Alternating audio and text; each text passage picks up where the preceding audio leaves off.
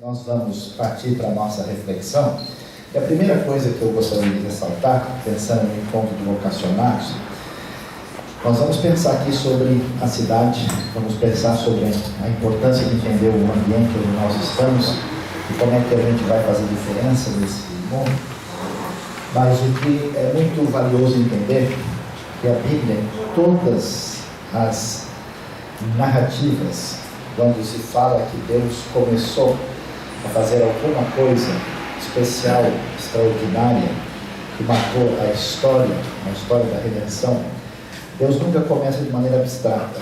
Deus não utiliza uma espécie de conselho geral de Israel, ou não utiliza uma espécie de instituição que seja absolutamente marcada pela sua existência, quer seja política ou religiosa. Deus começa falando com indivíduos, com pessoas. Deus mexe na vida das pessoas, incomoda a vida das pessoas, inspira essas pessoas, age para a capacitação delas, e elas é que vão fazer a diferença. Então é interessante como a Bíblia, como um livro da história da redenção, a Bíblia do Deus Todo-Poderoso é a Bíblia do indivíduo que é pego na curva pela graça e pelo poder de Deus. É Moisés na sua fragilidade, é a história de Abraão, a história de Sara, a história da menina, a escrava de Naamã, é a história dos apóstolos que são pescadores, e sim, é na nossa vida. Vamos pensar um pouquinho então sobre o ministério e a cidade e começar a destacar alguma coisa interessante. A cidade é a coisa mais terrível que existe no mundo. Esperava ouvir um amém ou um aleluia, mas acho que o pessoal não tem pego o trânsito no final da tarde. Por quê? Porque a cidade ela representa, de certa forma, a tentativa da construção de um mundo autônomo do ser humano a partir das suas potencialidades, numa relação de independência de Deus e de autonomia em relação a Deus. A cidade tem uma grande história, uma grande teologia na Bíblia. É interessante ver que a cidade é o lugar onde se concentram as grandes mazelas do ser humano. A gente vê que todo o centro da cidade tende a uma deterioração. É um problema sério a relação de impessoalidade, a monstruosidade das grandes estruturas e do mundo onde as identidades individuais desaparecem. E é exatamente nesse ambiente, tanto quanto assustador e de certa forma ameaçador, é que o cristianismo primitivo vai florescer. O cristão era exatamente aquele que se opunha ao pagão. O pagão é o que veio do campo, é o que veio do mundo diferente. A fé redentora da salvação e redenção em Cristo surge exatamente nos ambientes menos adequados possíveis. E ler um pouquinho sobre a cidade, começando com Gênesis, ela é associada diretamente com Caim. O sétimo depois de Caim é que vai estar relacionado com esse crescimento da cidade, em oposição ao sétimo da linhagem de Sete, que é Enoque, que é tão elogiado. Caim, ele vai, depois de dar à luz a Enoque, ele teve relações com sua mulher, ela engravida, dá à luz a Enoque. Caim fundou uma cidade que recebe o nome de Enoque, e depois, na genealogia, nós temos Lameque, o sétimo, pela linhagem por Caim, vindo de Adão, tomou duas mulheres, uma chamada, outra Zilá, e aí surge toda a realidade do progresso humano que culmina na cidade. Ada deu à luz a Jabal, que foi o pai dos que moram em tendas e criam rebanhos, e depois o seu irmão é chamado Jubal, a primeira dupla sertaneja da história, Jabal e Jubal. Um entrava com gado, está vendo só, acho que era perto de Barretos, e os outros entravam com harpa e flauta. Zilá também deu à luz a um filho Tubal-Caim, esse fabricava todo tipo de ferramentas de bronze e ferro, e ele tem uma irmã chamada Naamá, e Lameque, numa espécie de repentismo berechítico, aqui no início de Gênesis, vai dizer: Ada e Zilá, ouçam-me mulheres de Lameque, escutem minhas palavras, eu matei um homem porque me feriu, e o menino porque me machucou.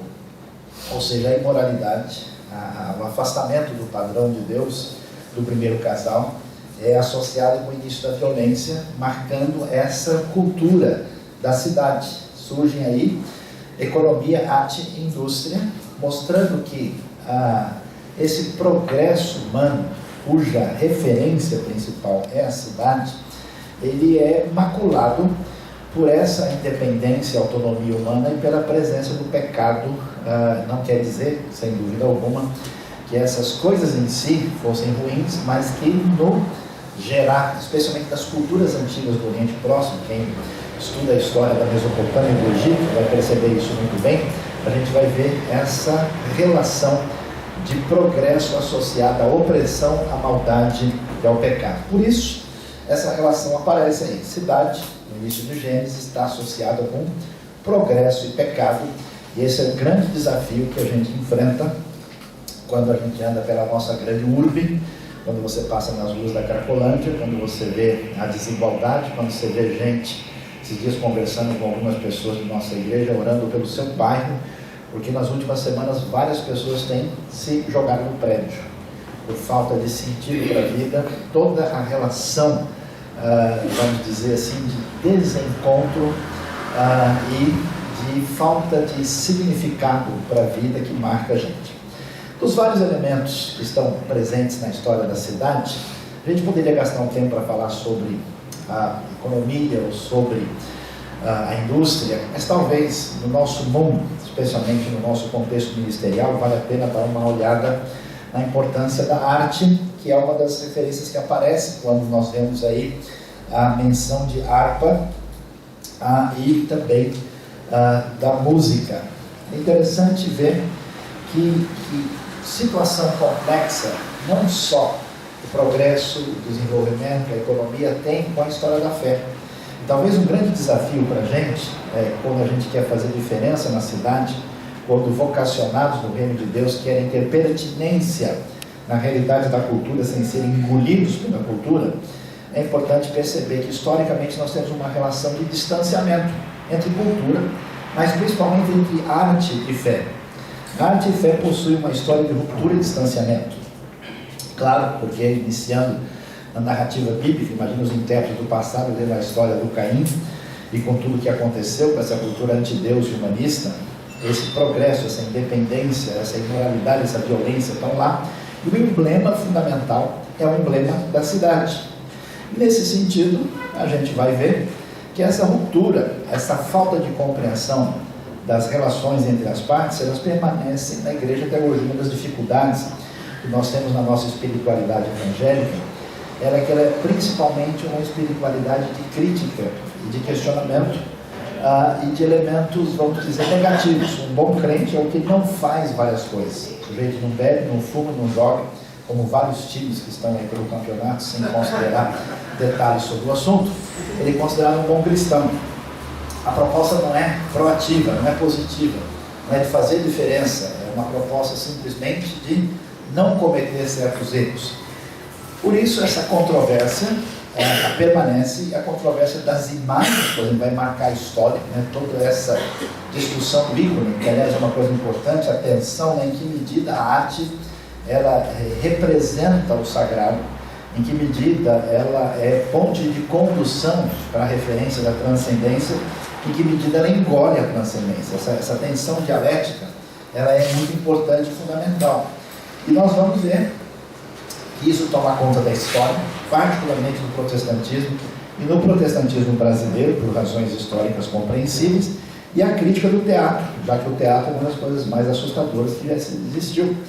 Ele surgiu na nossa tradição ocidental, na cultura greco-romana, com os cultos de Baco, de Dionísio, né? E o sujeito que era o deus do vinho, né? O sujeito dizia que em vino veritas est, como se dizia, na verdade está no vinho. Tomava 2 copos, o cara falava toda a verdade, então era fácil de concluir isso. E, portanto, essa ideia de que o indivíduo, quando ia para a representação teatral, que ele era tomado por uma espécie de força superior, e aquela representação permitia que os males saíssem dos indivíduos para que acontecesse a catarse. Era quase, de fato, uma teologia, uma perspectiva religiosa. Os meios cristãos não quiseram nem saber se isso tinha valor ou utilidade, se mantiveram a distância Tanto é que na Idade Média, atores eram enterrados em cemitérios separados, não eram dignos de estar junto dos outros. Essa relação de distanciamento trouxe, né, a busca da referência unicamente transcendente, a música medieval, o canto gregoriano, né, esse tipo de elemento que chegou até nós, muita influência aristotélica, muita influência platônica. Por isso que uma pessoa assim da nossa tradição, bem tradicional mesmo, não um batista, mas talvez um baptista, o máximo que ele conseguia assim na sua adoração é que a alegria nesse dia, esse é o supra-sumo assim do movimento, o máximo que nós poderíamos alcançar. Tem toda uma tradição que tem origem naquilo que alcançou, especialmente a reforma radical. Grupos calvinistas na Escócia, por exemplo, entenderam que a música era como uma imagem, um ícone que impede a adoração, chegaram ao ponto de destruir todos os instrumentos musicais disponíveis, todos os órgãos foram destruídos à machadada, porque isso significava uma espécie de adoração impura, maculado por essa referência artística indesejável. Essa herança anti-estética, essa herança anti-economia, anti-progresso, essa espécie de obscurantismo, em grande parte via platonismo, via influências aristotélicas, via desencontros de leituras bíblicas históricas, chegaram até nós, e isso é muito importante de ser pensado e refletido. Por quê? Porque nós estamos num contexto absolutamente diferente, em que nós precisamos testemunhar, fazer diferença numa sociedade contemporânea, pós-moderna, onde a realidade estética tem uma espécie de primazia na comunicação de ideias e de transmissão, inclusive, de comportamentos. O que acontece? Quando nós vamos ler o livro de Êxodo, livro particularmente significativo, que tem 16 capítulos, 40% do seu texto dedicado à ideia da adoração, o povo de Deus, o povo de Israel está em aliança com Deus, e essa presença divina é uma presença exigente. Como é que esse povo em aliança se comporta diante de Deus? Todo o texto de 25 a 40 vai se dedicar ao tabernáculo. O tabernáculo é uma estética sagrada. Interessante que o Senhor diz a Moisés: eu escolhi Bezalel, o nome de uma academia de arte que existe em Israel até hoje, Bezalel, filho de Uri, filho de Ur, da tribo de Judá, e o enchi do Espírito de Deus, dando-lhe destreza, habilidade e plena capacidade artística para desenhar e executar trabalhos em ouro, prata e bronze, para talhar e esculpir pedras, pois para entalhar madeira e executar todo tipo de obra artesanal. Nunca encontrei ninguém cheio do Espírito em nossas igrejas dizendo que recebeu essa capacidade do Senhor. Aliás, lendo esse texto, descobri que eu não tenho quase nada do Espírito Santo, né? Porque eu só faço um ó quando eu caio de joelho na praia e olho lá, ainda sai meio torto, né?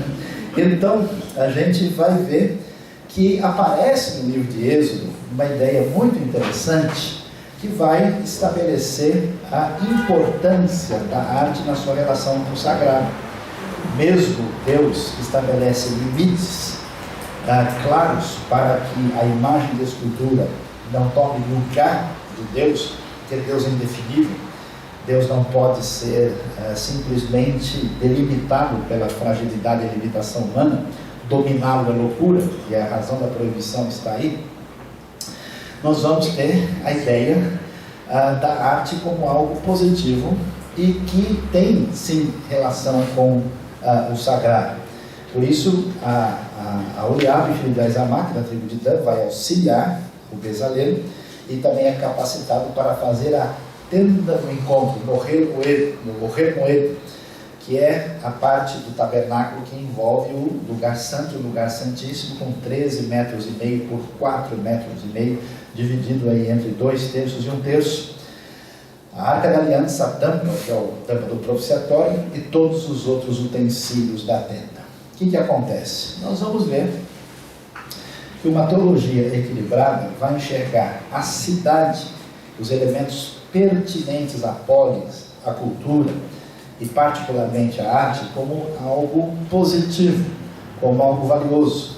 Grande parte dos reformadores sóbrios não trabalharam o mundo apenas, vamos assim dizer, espiritualmente, metafisicamente. Eles trabalharam a realidade de fazer diferença em todas as esferas da relação com a cidade. E aí vale lembrar de Rembrandt, o filho pródigo, e de boa parte da arte que surge no ambiente da reforma. O que a gente descobre? Na criação, Deus cria tudo bom. Vayar Elohim ki tov, é a frase do Gênesis. Tov é bom, mas também é belo, bonito, como caloroso em grego. A ideia é completa. Tudo que Deus faz é apreciado. Deus é o Senhor da estética. Não se pode viver de maneira normal no mundo imaginando que toda realidade que faz parte da teologia da criação seja algo distanciado do nosso mundo. Quem vive assim não conseguirá sustentar-se a si mesmo sem perder a referência da realidade. Deus não proibiu a arte, mas sim a idolatria, sem o uso perverso da arte na sua relação de oposição a Deus. Da mesma maneira se aplica a economia, a indústria, ao todo fazer humano. A adoração do Antigo Testamento foi marcada por muita arte, né? Esse elemento interessante, essa tensão. O mesmo Deus que diz, não faça imagem, manda colocar dois querubins em cima da tampa do propiciatório. O mesmo Deus que coíbe todo tipo de arte idólatra, faz desenhar querubins ali naquela separação entre o lugar santo e o santíssimo, faz questão de ter toda uma manifestação concreta da relação do sagrado na figura do tabernáculo, para que isso fosse didaticamente valioso para os israelitas que viviam no contexto do deserto. Assim, essa adoração foi marcada por arte. A ação do Espírito produziu arte nos ministros de Deus. A motivação do passado da igreja foi boa. A motivação, a ideia de ser puro, de não se contaminar, de não fazer nada equivocado e errado, tem o seu valor. Mas a postura foi falha. A postura não alcançou o objetivo esperado. E é muito valioso entender que a arte tornou-se fundamental na sociedade contemporânea. Hoje, a veiculação de ideias, de comportamentos, de interpretação da realidade se dá especialmente por meio da arte e até mesmo pela arte popular. Interessante ver que alguns autores mais recentes que discutiram arte e fé, vale a pena lembrar o autor bastante popular e conhecido de algumas décadas, Francis Schaeffer, ele fez uma observação interessante. E quando surgiu Hollywood, com a sua força, a sétima arte no ambiente da América do Norte, a postura das igrejas, influenciada por uma teologia que não conseguia enxergar o valor da estética, foi de ruptura total. Os livros que saíram foram Hollywood and Hell. A coisa era assim, extremamente light, né? Marcada pela influência do Educandário de Paris, né? Então, com essa ruptura acentuada, o que aconteceu? Houve um distanciamento total, de modo que a grande geração, as duas próximas gerações que foram criadas, os adolescentes e os jovens, tiveram uma influência total apenas de oposição, de ruptura com a cultura evangélica que havia no país.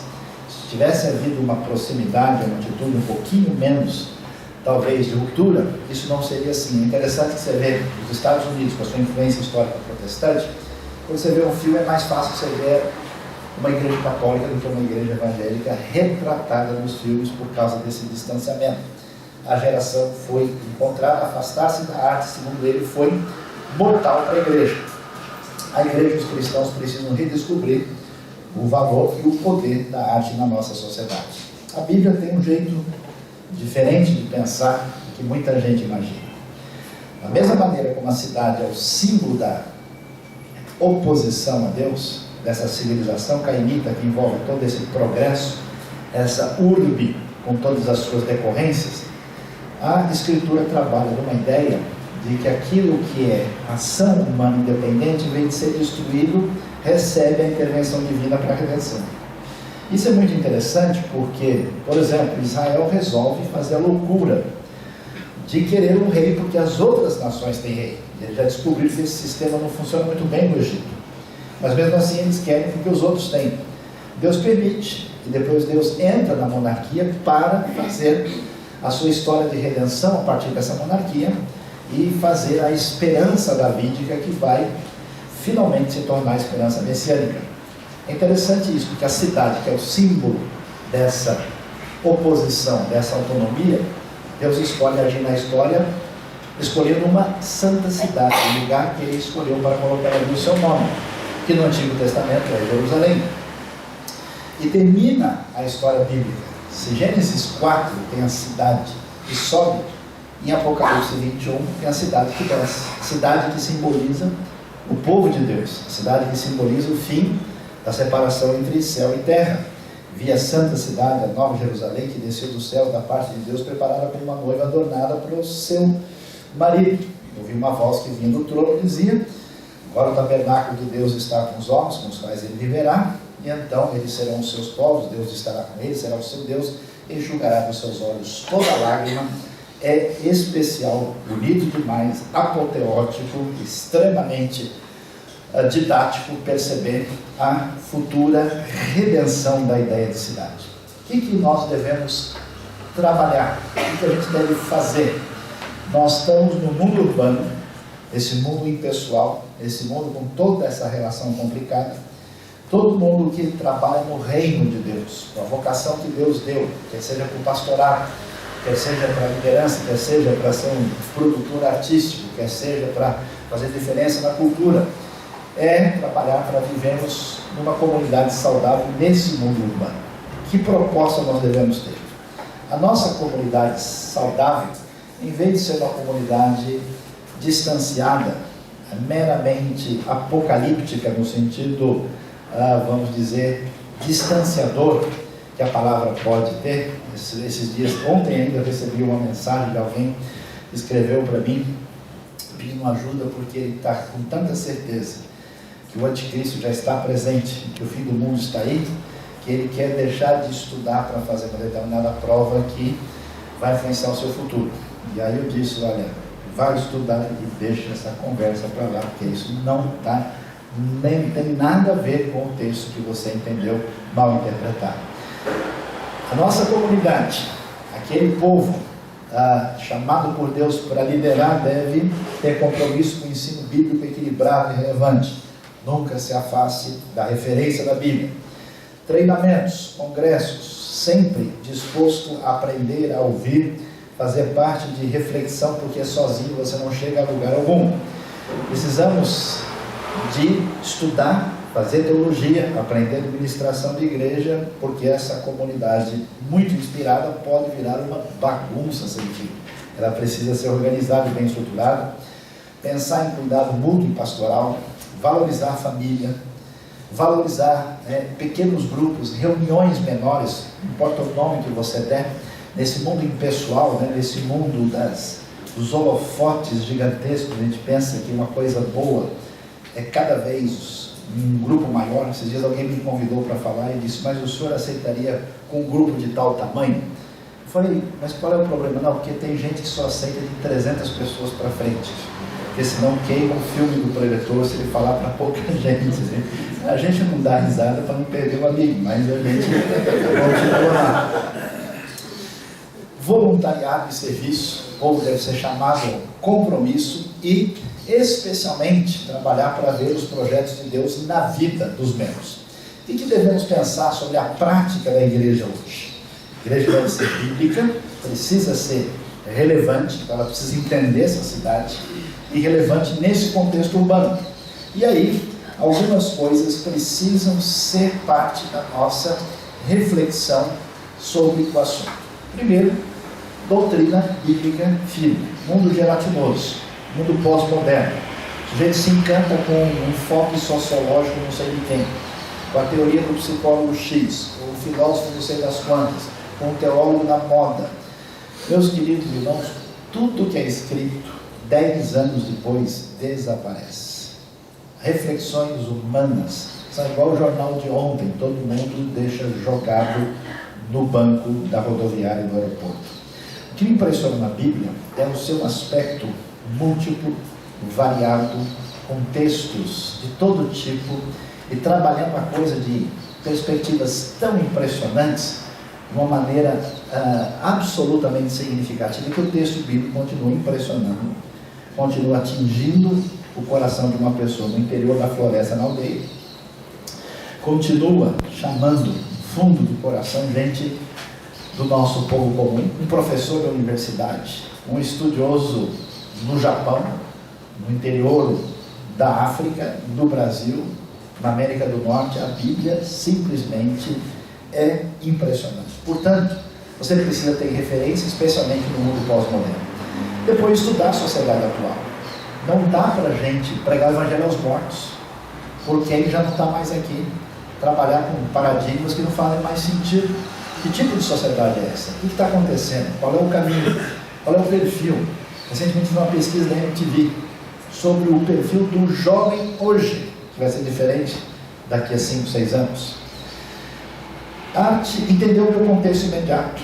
Nessa grande urbe, nesse grande universo antropológico diversificado, o contexto onde você está é diferente de um outro contexto onde outra pessoa está.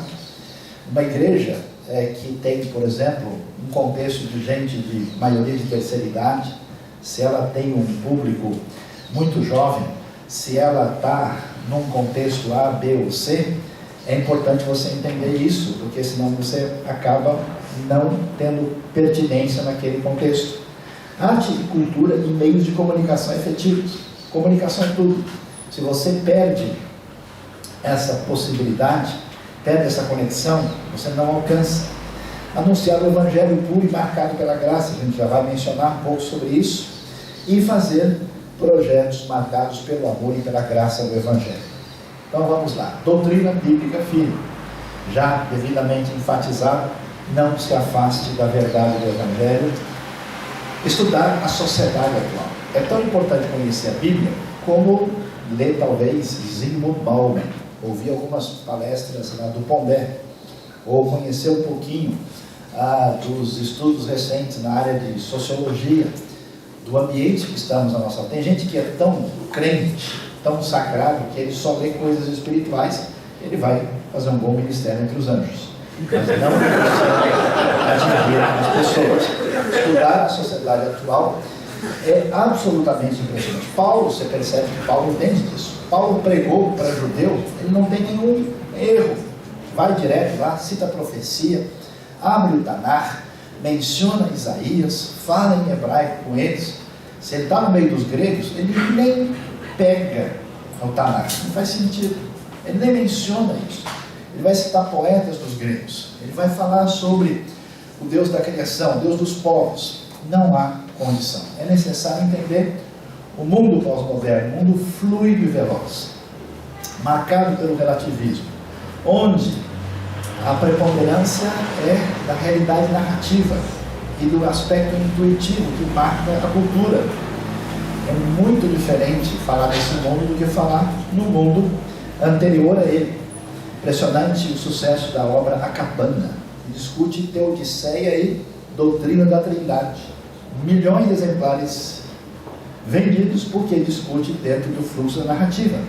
Uma sociedade intensamente existencial, buscando uma experiência de significado a partir de uma relação intensa no seu próprio mundo interior. Uma sociedade pluralista, com tribos variadas que precisam ser entendidas e especificamente focalizadas no mundo que busca epidermicamente, de maneira intensa, sensações que façam parecer que eu existo de verdade e que eu me encontrei nesse mundo de caos e de desconstruções, através de drogas, de sexo sem limites e de misticismo absolutamente desconectado da realidade.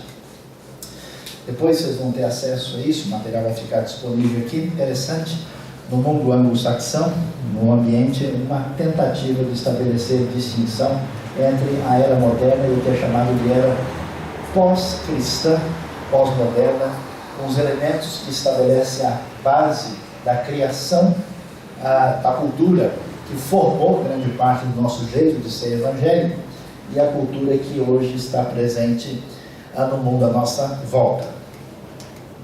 Portanto, a pergunta é o nosso contexto. Como é que a gente deve agir? Que elementos são fundamentais nessa direção?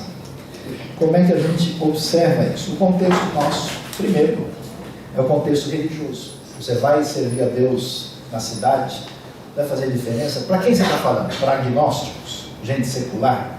Gente decepcionada com a religião institucional?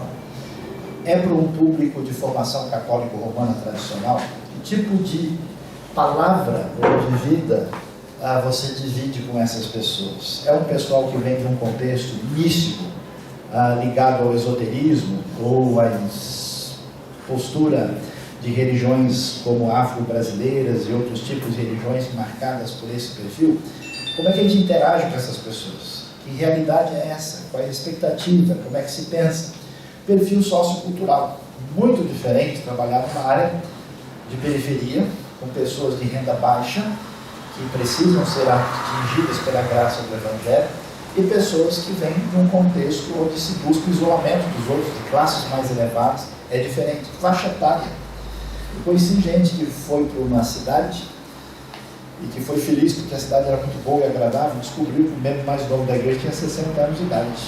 Aí começou o seu ministério, né? Vamos pregar sobre a vida eterna, a Nova Jerusalém, o galardão celestial, não haverá mais viagens missionárias, né? E a coisa mudou. Então, para quem eu estou falando? Qual é a expectativa? Como é que esse povo ouve? Perfil específico, cultura local. Certas áreas dentro de diversas cidades têm cultura muito específica. Se você não entende essa realidade, você não consegue interagir. Os meios de acesso. Como é que eu alcanço? A abordagem interpessoal é melhor? A abordagem, talvez primeiro, mais distanciada, entregar folhetos na rua.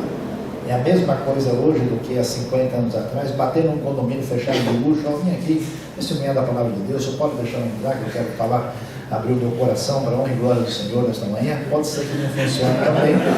E a contemporaneidade, né? Como é que o meu discurso vai ser apresentado para aquele tipo de pessoa que está num universo diferente do meu. Uma igreja deve criar interface com a cultura, criar esse universo de pertinência. Uma coisa ruim nas igrejas evangélicas é que elas são vistas como gente preocupada com uma realidade estratosférica que vive em função de si mesmo, sem produzir nenhum benefício para a cidade, do ponto de vista da preocupação com saúde, do ponto de vista da preocupação com a necessidade das pessoas e até mesmo com a cultura. Isso precisa ser repensado. O envolvimento na cidade é absolutamente necessário. Caminhos, pessoas estratégicas. De repente, naquela região, naquele lugar, naquele ambiente que você quer chegar, você encontra lá um procônsul Sérgio Paulo. Você encontra uma pessoa que é a pessoa que vai abrir as portas. E essas pessoas, muitas vezes, né, em vez da igreja considerar todo mundo impuro, perverso e ruim, ela iniciar uma relação de diálogo e de interação.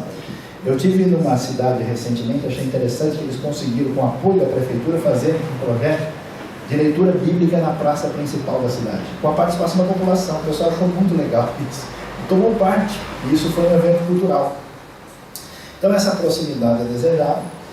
É necessário e valioso presença na mídia, especialmente quanto mais antenado com a realidade que nós temos, isso é muito valioso.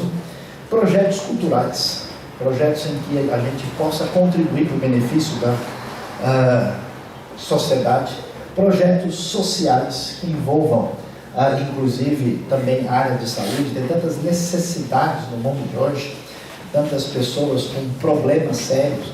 Nós temos o caso do autismo, temos o caso de gente com, por exemplo, síndrome de Down. Temos tantas coisas que envolvem necessidades onde a igreja pode marcar sua presença, e projetos na área de educação, que é uma necessidade fundamental, especialmente na formação do próprio país.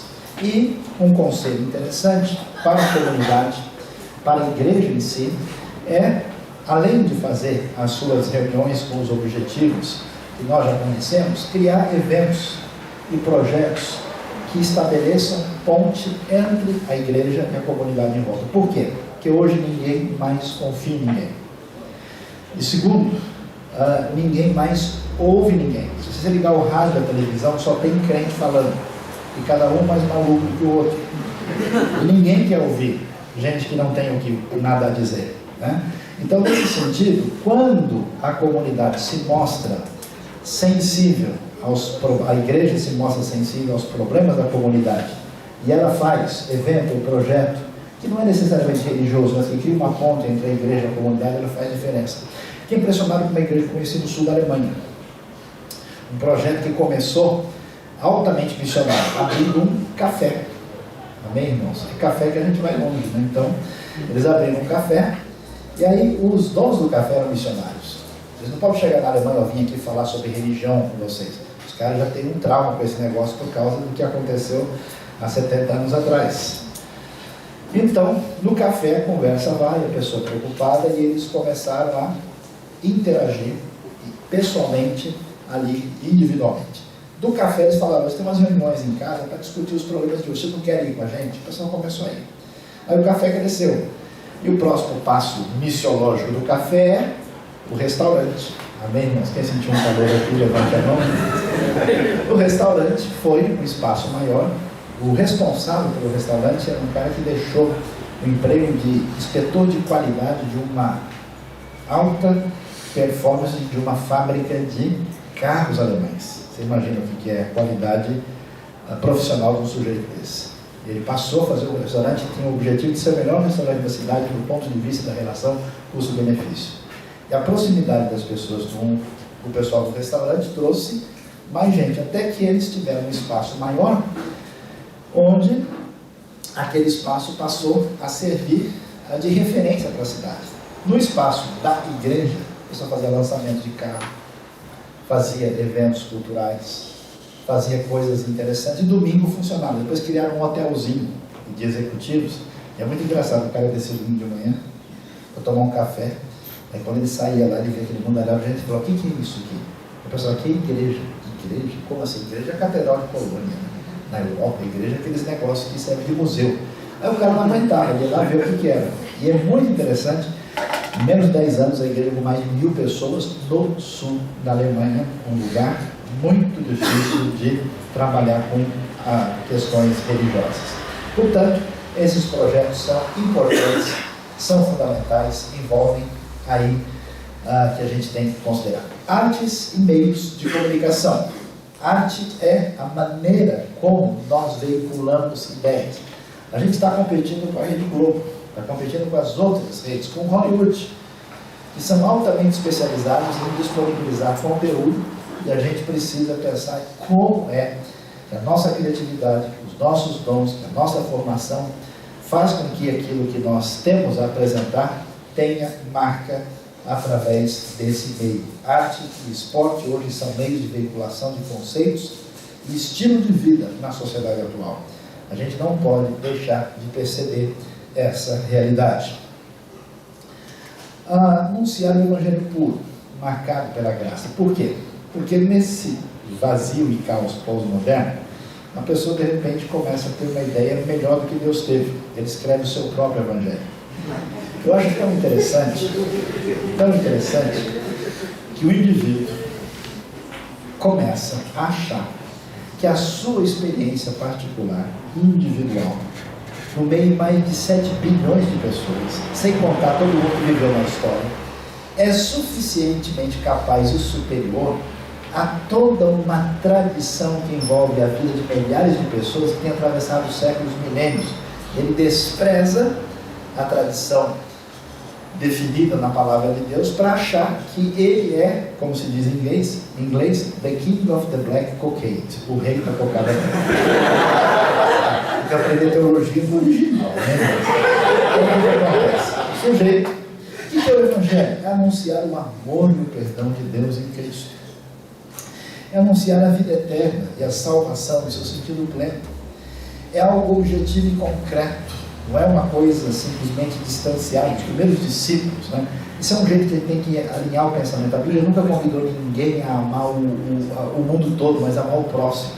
A ideia da graça não é conceito teológico distante, é obediência amorosa do discípulo, é um agir motivado pela graça, pelo amor incondicional. Tem tanta gente que é motivada por razões pragmáticas, por culpa, por medo. Eu vou fazer, porque senão o sangue de Deus requererá das minhas mãos. Vai ser muito complicado esse tipo de mensagem que você vai passar. É mostrar compaixão, a semelhança de Jesus. No mundo cada vez mais egocêntrico e narcisista, isso é preciosidade. É testemunhar de Deus ao mundo mau e egoísta, através da nossa vida, das nossas palavras, do nosso jeito de ser. É importar-se com quem não tem esperança. No mundo onde as pessoas não existem, elas são valores atribuídos dentro do sistema, preocupar-se com quem não tem esperança é tudo, é dar de si sem esperar nada em troca, é glorificar a Deus. Não há como fugir dessa alteridade do Evangelho. A gente pensa que a igreja precisa ser missionária, precisa ser evangelística, precisa praticar ação social. Deus, na sua essência, é um Deus que se volta num altruísmo na direção da sua criação. Portanto, vamos assim dizer, Deus é missionário no sentido de, com toda a alteridade, mostrar amor, e assim que vem a pessoa de Cristo, e assim que a gente deve caminhar. E como é que se faz isso? Projetos marcados pela graça e pelo amor do Evangelho. Qual é o problema? Nós temos gente falando demais, descrevendo conceitos maravilhosos sem coração. É impressionante como alguém pode falar de preciosidades teológicas só com a cabeça, sem sentir isso no fundo da sua alma. Ninguém pode, de fato, acreditar em certas coisas sem se envolver e sem sentir a profundidade disso. Portanto, graça e amor incondicional só é realidade quando a gente concretamente faz alguma coisa para comunicar isso para as pessoas. Por isso, quando Jesus, no âmago do Sermão do Monte, estabelece o que se espera dos seus discípulos, que não são meramente crentes, são seguidores do modelo de vida de Jesus, ele pede só duas coisas: que esse pessoal seja sal e seja luz. E sal significa não entrar no esquema do mundo, não ir atrás daquilo que a referência que ela organizou do lado perverso da cidade, do lado de Caim. E ser luz significa invadir, com essa graça bondosa de Deus, esse ambiente tão complicado. E isso só ocorre por meio de obras de compaixão e graça. Interessante. A missão de quem vai se envolver com o URB, no mundo despersonalizado, no mundo sem identidade, é transformar a cultura, é abençoar as pessoas, mas é principalmente mostrar compaixão derivada da graça que é imensa. Porque as pessoas de fato vão entender que Deus se importa com a gente e que a graça de Deus é incondicional quando eles perceberem que tem gente interessada no bem deles sem receber nada em troca. Uma coisa que muito me marcou, uns anos atrás a gente fez um projeto no conjunto, nossa igreja com outra igreja no interior do Paraguai, para construir uma clínica odontológica dentro de uma igreja batista, lá num lugar terrível, sem nenhum tipo de apoio, de ajuda, um lugar muito necessitado, o lugar mais necessitado daquele país. Eu saí dali um pouco frustrado, porque o pessoal fez de tudo. Eles fizeram um trabalho dentário, de saúde, fizeram um pequeno trabalho com as crianças, e assim por diante, e a gente não teve muito tempo de pregar, de anunciar, de fazer muita menção da mensagem. E alguém até disse: olha, pastor, não adianta muito falar em espanhol com essa gente aqui, porque o negócio deles mesmo é o Guarani, sem dar indireta para ninguém aqui, o Guarani do Paraguai, lá aqui.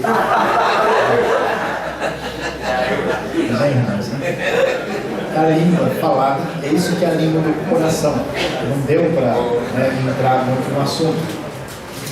E quando a gente chegou lá, saiu, pouco tempo depois, eu recebi a notícia do pessoal: nossa, muita gente se converteu na igreja. Mas como eles se converteram, vocês não ouviram nada? E quando aquele pessoal percebeu, aqueles malucos que vieram de longe e foram fazer aquilo em benefício deles, eles falaram: que tipo de gente é essa que vem aqui fazer isso, que está interessado na gente? Por que eles fizeram isso? Aí eles passaram a querer ouvir a mensagem que esse pessoal tinha a dizer.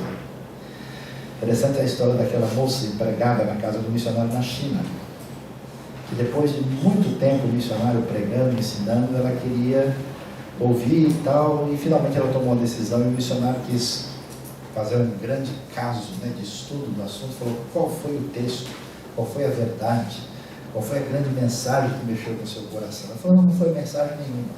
É mesmo que foi então.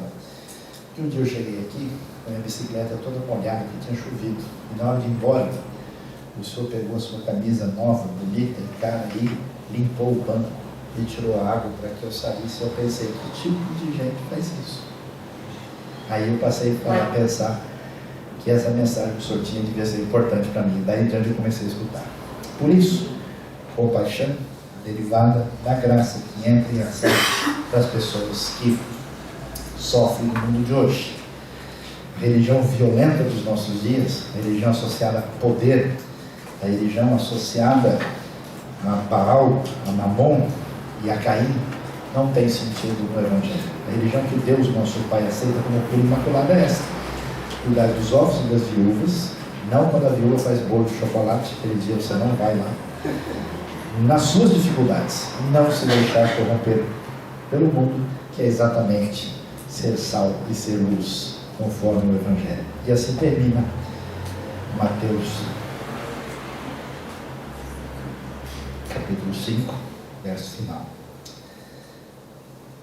Assim brilha a luz de vocês e dos homens, para que eles vejam essa obra da graça, essas coisas bonitas que saem da vida de gente que encontrou a graça de Deus em Cristo Jesus.